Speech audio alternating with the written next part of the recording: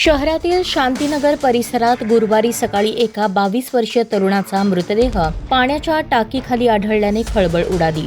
उमर मौलाली बिराजदार वय 22 राहणार सिद्धेश्वर गांधीनगर मठाजवळ सोलापूर असे मृत तरुणाचे नाव आहे. धारदार शस्त्राने हल्ला करून त्याची हत्या करण्यात आल्याचा प्राथमिक अंदाज पोलिसांनी व्यक्त केला आहे.